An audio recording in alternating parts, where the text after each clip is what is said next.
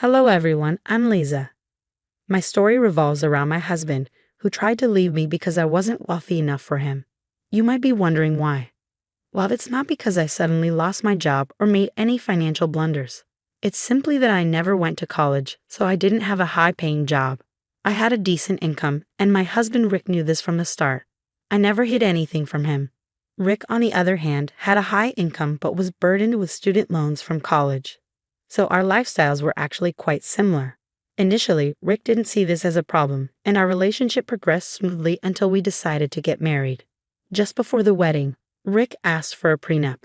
He said that, given his high-paying job, he feared being used for his money and didn't want me to be burdened with his loans.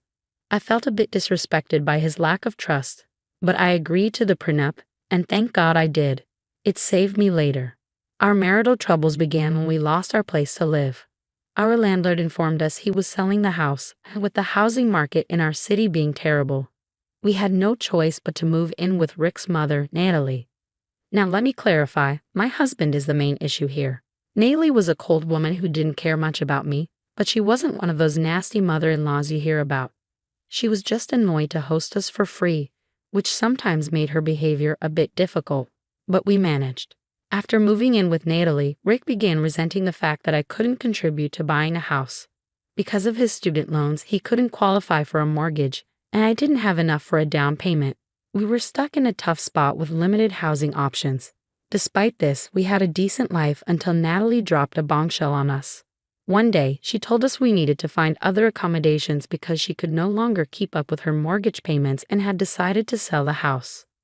"Why, Mom? What's the problem?" Rick asked. "I can't keep up with my mortgage payments anymore, so I have to sell the house," she explained. "You need to find another place to live." "But we have nowhere to go, Mom.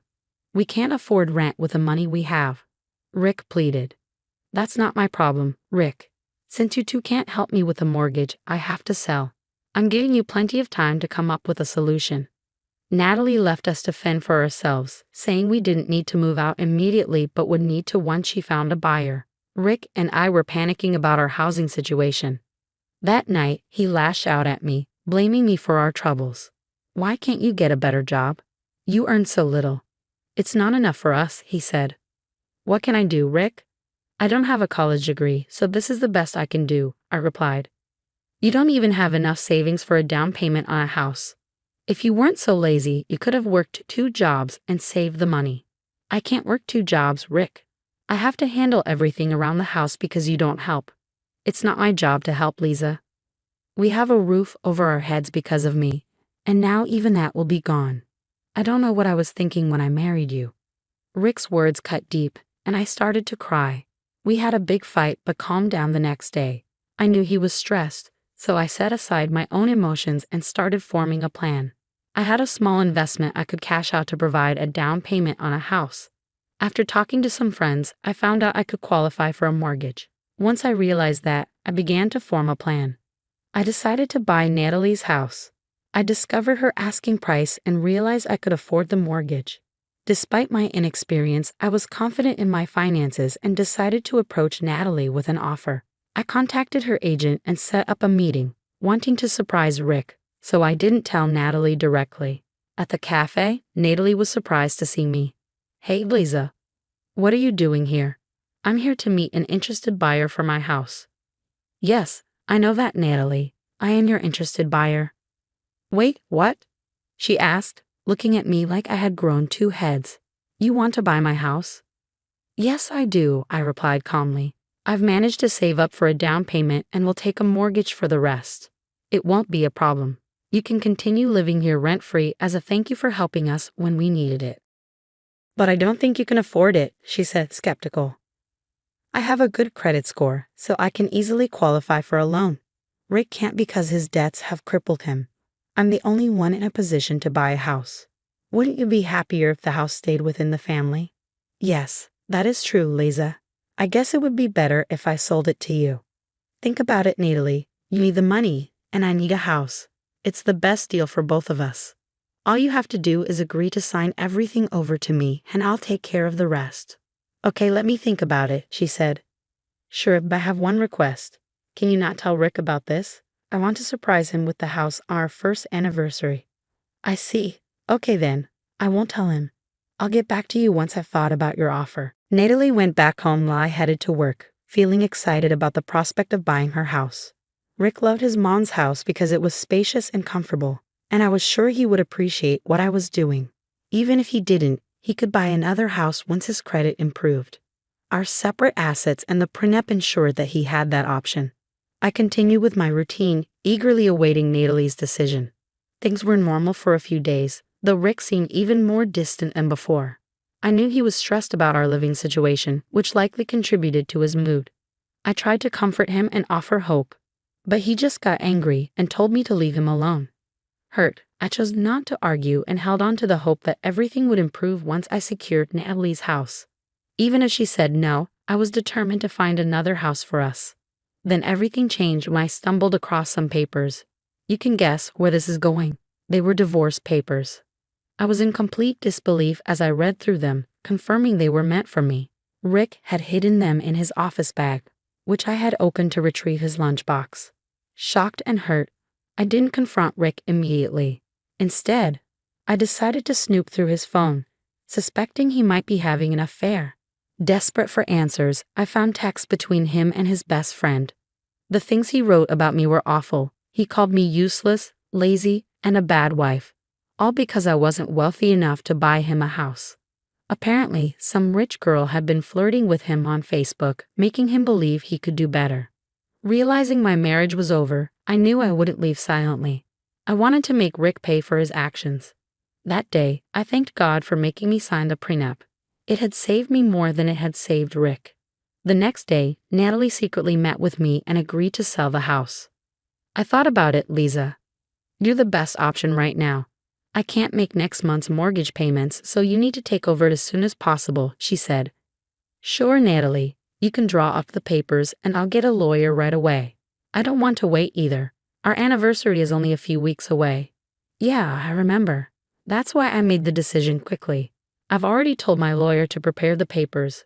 You'll have them soon. And just like that, I bought Natalie's house. It was a great house, and I wanted to get back at Rick for what he was planning to do. I had plans of my own that would make him regret his actions. I was breaking inside because the man I loved was planning to betray me in the worst way possible. But I didn't let it show. Rick didn't bother to care. He had already checked out of the marriage and was enjoying the attention of the rich girl on Facebook. I slowly stopped caring, waiting for the house papers to be signed. Once that was done, I simply wanted my revenge and to rid myself of my horrible husband as soon as possible. Thankfully, I was able to get the house in my name before our anniversary. On that day, I didn't bother with any celebrations. I didn't want to waste money on a failing marriage. While some might arrange parties and confront their husbands publicly, I couldn't afford to spend any extra after putting all my money into the down payment for the house. So I treated it like a normal day. I wished Rick a happy anniversary, but he grumbled something in return and left. The confrontation didn't happen until the evening when we both returned home from work. To my surprise, Natalie had invited a few family members to celebrate our anniversary. I guess she was feeling generous after receiving money for the house. She cooked some food and looked genuinely excited for us. I was touched by this gesture, but Rick immediately got angry. What is this? What's going on? He snapped. I just invited family so we could celebrate your anniversary today. It is your first anniversary after all. I saw that you two didn't plan anything, Natalie explained. That wasn't necessary, Mom. Lisa didn't plan anything because she never has money, and I didn't plan anything because I'm not interested in celebrating our anniversary. This marriage has come to an end anyway, Rick retorted. What do you mean, Rick? Why are you saying that your marriage has come to an end? Natalie asked, confused. Rick ignored his mother and turned to me, looking me dead in the eyes. I knew this was when he would tell me he was leaving, and I was right. I don't think I can be in this marriage anymore, Lisa. I'm going to leave you forever, Rick declared. Why, Rick? You can't just drop news like this on me and not tell me why, I demanded. The reason is very simple, Lisa. You are an absolutely useless wife to me, he said coldly. Oh really, Rick? Tell me why you think I'm useless. You are not on my level, Lisa. I have a great job, and you are just an embarrassment to me. You can't even help me buy a house. I don't want to be with someone who can't help me get the things I need, he sneered. It's not my fault your credit is bad, Rick. Why should it fall on me to get a house? I retorted. Because we're a couple. I knew you weren't rich, but I thought maybe you would be able to buy me a house at least. Now I don't even think you'll qualify for a loan. I can't stay with a woman like that when I can do so much better. I will at least find a woman who has the means to have her own house, Rick replied. So you're leaving me because I'm not rich enough for you, is that it? Yes. I don't care what you think, Lisa. Don't try to stop me. I won't be with you. I'm done. Very well then, Rick. If that's what you think, go ahead and leave. I will happily grant you a divorce. Good. You need to move out soon then, because this isn't your house.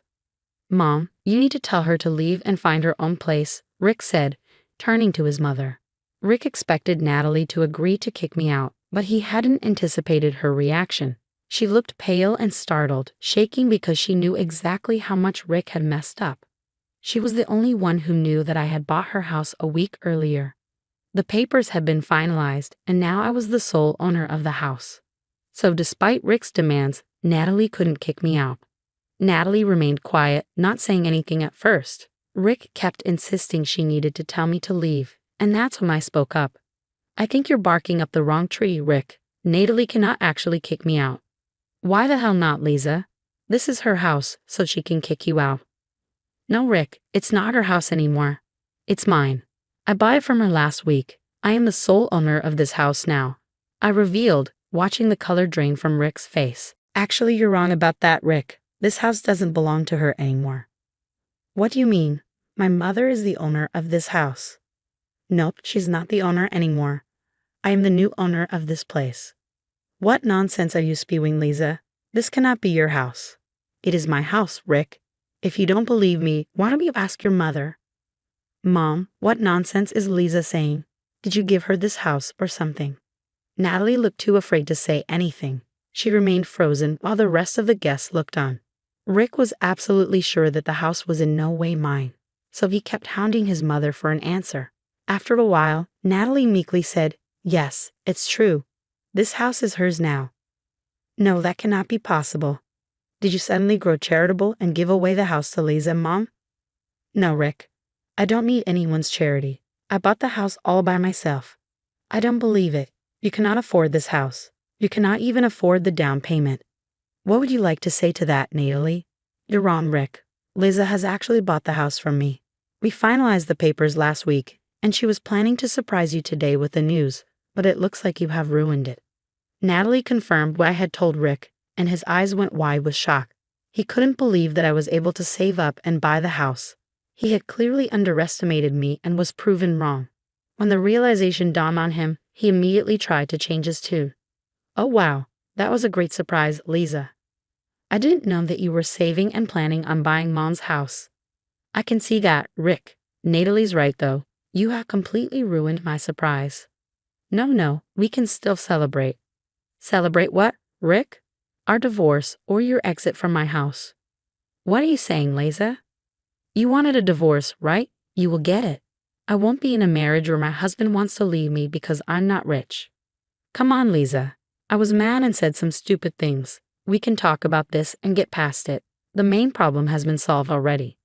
I don't think so, Rick. Besides, you went through all the hassle of secretly securing divorce papers. Too bad I found them out 2 weeks ago and prepared my own papers instead. Rick looked on while I drew some papers out of my work bag. I handed them to him, and he started to see what they were about. He was not happy when he saw that they were eviction papers. His hands shook, and he looked at me with tears in his eyes. Are these eviction papers? I thought you read what these papers are, Rick. Since you have a hard time reading simple English, let me confirm it for you. Yes, they are eviction papers for you and Natalie. You're kicking us out, Lisa. But where will we go? Don't do this, Lisa. Let's work this out. Don't make me laugh. Rick, you want to go find a rich girl, right? Get on with it. I'm sure she'll have a place for you to stay. I said things out of anger, Lisa. Please don't hold it against me. I'm so sorry. I didn't realize that you were working hard to get us a house. Nope. This is my house, Rick. You have no claim to it. Now that we are divorcing, we got a prenup, remember? Thanks for that. Now I have a house to myself while getting rid of a horrible husband like you." I said what I had to say and remained quiet. Rick absolutely went mad in panic and started to beg me to forgive him. He started to tell me how much he loved me and knew that he had messed up. Suddenly, staying with a no-rich girl was appearing lucrative to him. He was begging me to stay with him when a few days ago he was preparing for a divorce. He even made a show of tearing up the divorce papers in front of me. I simply laughed and told him that I could always file them myself, and that made him cry and fall down on the floor to beg for mercy.